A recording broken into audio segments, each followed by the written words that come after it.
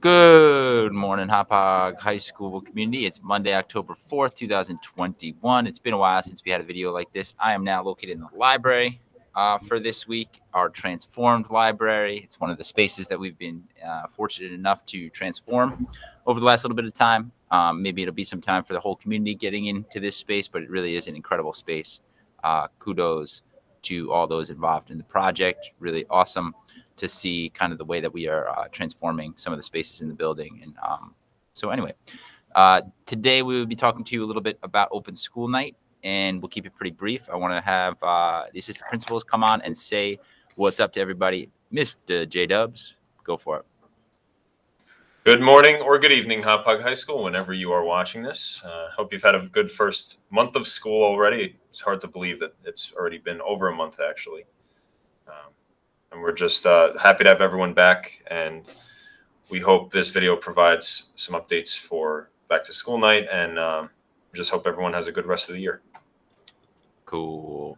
Mrs. Ferrara. Welcome back to school, Hop High School family. We are excited that we have been offering wonderful programs right from the get-go. Saturday was our homecoming. It was a wonderful turnout. Thank you to our Hop community for all of your support. And we've been running our co-curricular. And next week, we will have our annual Kicks for Cancer soccer games on the 14th. And our high school drama will be on Friday and Saturday, the 15th and 16th. So we are so excited that we get to have all these wonderful programs. Back to you, Jessica. Nice. Mrs. Pagliari, what's up? Hello, Hop High School. Welcome back to school. We hope the first month of school has been an amazing experience, and particularly welcome to our class of 2025. Hope you have a great year. 2025. Sounds like the future every time I hear these big numbers. It is the future. It is future. So it is correct, Joe. Very good. We are going to spend a little bit of time talking about a couple of things, making sure you have the letter handy, know what's in the letter, know how to prepare for tomorrow night. And then also talk about a couple of things that people just need to make sure that they're aware of as a responsibility of being a member of the Hop High School community. So first off, let me present a tab here that has the open house letter. So we sent home a parent square message with the letter. It links to this. It's changing just a little bit as we update it, and I'll just show some of those. But the crux of it is that we will have open school night. It'll be virtual. We're going to make a video available to you by 6 p.m. Tuesday night. Honestly, it's probably going to go out on Monday. You're probably receiving this already on Monday. And then we will have 10-minute blocks for each of the classes in which your son or daughter or your child is in. So 6:30 through 8 o'clock, 10-minute increments. You should be able to get the Google Meet code directly from your teacher. We're hoping that can happen in a positive fashion, that you are getting it from the teacher. And if you're running into any issues with technology or whatever, please, reference the Google Classroom stuff that your child has, and that they can hook you up to get into the Google Meet tomorrow night, Tuesday night.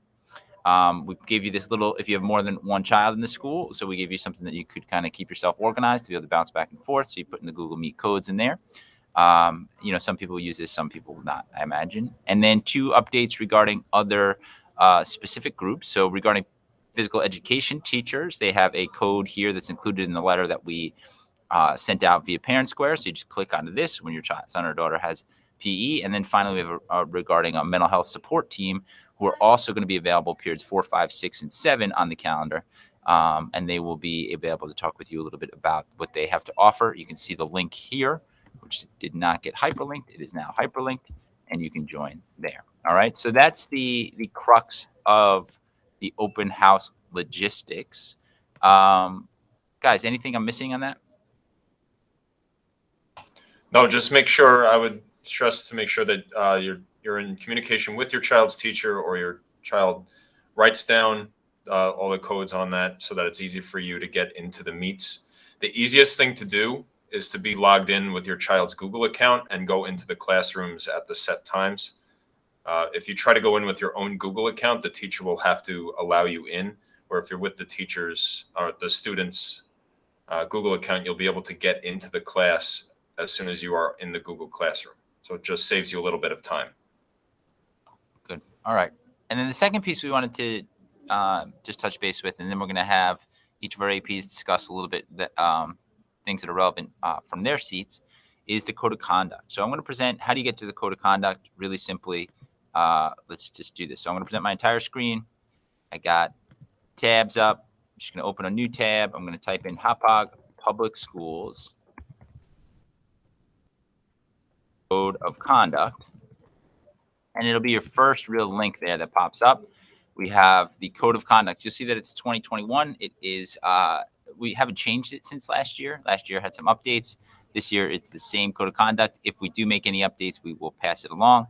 And you'll see you should really have the chance to kind of peruse the entire code of conduct. It is really the responsibility of students and families to make sure that they understand our policies as they relate to things like hazing, to cyberbullying, to harassment, to sexting and sex texting, to illegal substance use, tobacco, alcohol, weapons, and all sorts of things that are used to govern the behaviors and the expectations and the rules, and then also the consequences associated with certain behavior. There's a lot of really nitty-gritty information in here, so it's important that maybe once a year you sit down with your child and you really walk through the different elements. A couple of things that I want to particularly highlight. We need to make sure we understand the dress code. It was updated a couple years ago. We think it's a pretty reasonable dress code, but please give it a look. There's prohibited conduct related to behavior in the hallways, etc. On top of that, we outline a little bit more about drug and alcohol use, vaping use, etc., and the types of penalties that are associated with each of those.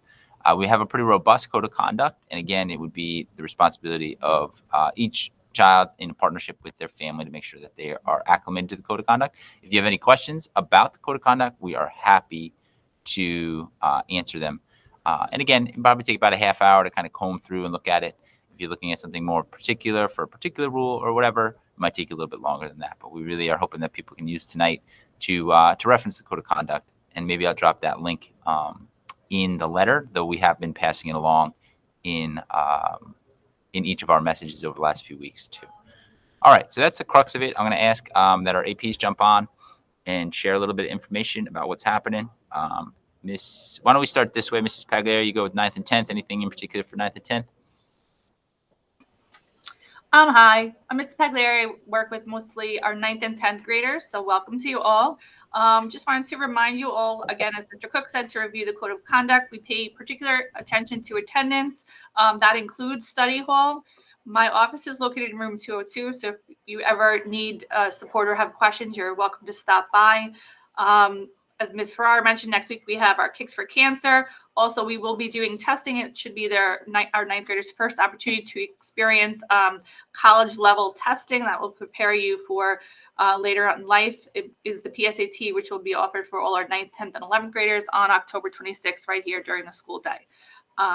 Again, I'm in room 202, so if you need anything, I am here to support your experience and get involved with clubs, activities, sports. There's so much that we have to offer here, and we're excited to build your capacity. Beautiful.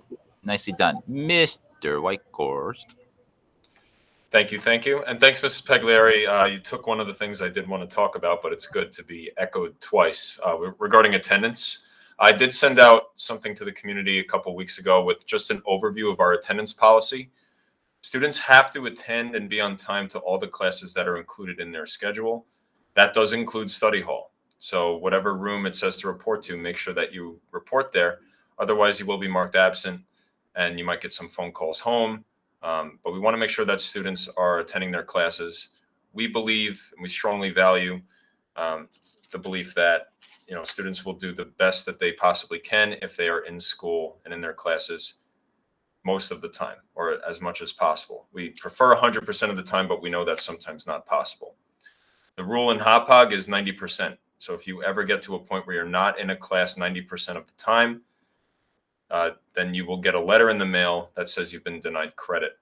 Make sure to follow up with those papers that you get in the mail. If there's ever a reason you've been out for a medical reason, or if there was an excused absence, we can look back at that if you send back that paperwork. So just be sure to follow up with anything you get in the mail regarding attendance and reach out to me or any of us if you have any questions. But again, 90% of the time, if you're in school, we think you will do as well as you possibly can. The more you're here, the better. I'll also bring up, since I oversee mostly 11th and 12th grade, for students that are starting to drive, outside of school, obviously be careful with driving. That goes without saying. But if you are a senior and you have a Class D license and you don't have a parking permit yet, the way that you can get the parking permit, that information was sent out on Parent Square, but reach out to me if you need access to any of the materials. We have a very clearly outlined document of steps to take. You have to complete an Ed puzzle activity, complete a PowerPoint, and then submit the documentation of your license, registration, and insurance to get the permit. Once you have that permit, you can park on school grounds, assuming you are a senior with a Class D license. And the last thing I'll mention is about college applications and all of those things. Make sure that you're in communication with your counselor. Set up an appointment if you're a senior. You can do that through the college website and the information that Mr. Cook sent out a few weeks back. It's extremely important to be on that now because the dates come up before you know it. And you don't want it to catch up to you. You want to be ahead of it. So just be in touch with your counselors, be in touch with us if you need anything. And other than that, I will pass it off back to you, Mr. Cook. Excellent. Thank you, Mr. Whitehorse and Mrs. Ferrara. Hi, everyone. Just to piggyback off of Mr. Whitehorse with regards to 11th and 12th grade, IB students should have received last week or into today and tomorrow their IB invoice, as well as what tests they will be taking in May. And also, all of our AP students should be registering for their AP exam within their classes. And if there are any questions, please feel free to email me or stop by room 200. So I wanted just to point out for all of you, in our HOPOG calendar, the very last page are a list of numbers for important information.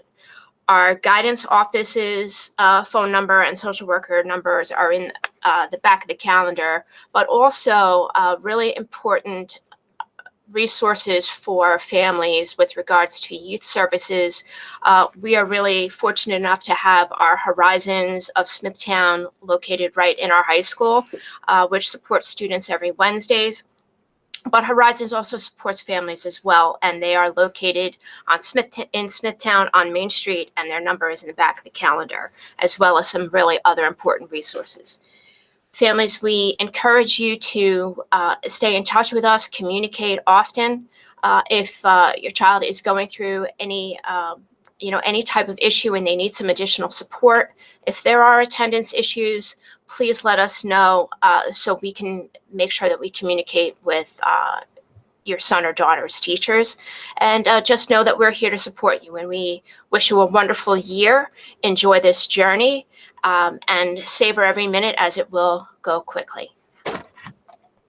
All right. Nice job, guys. So open house tomorrow night, Tuesday, October 5th. Again, schedule is at 6:30 to 8 o'clock. Make sure you're logging in. Make sure your child is helping you get logged in. And we hope that it is an informative night, one that connects you a little bit closer to the teachers, and that gives you an access point to ask any questions, or at least set up time to ask questions should you have any in the days that follow.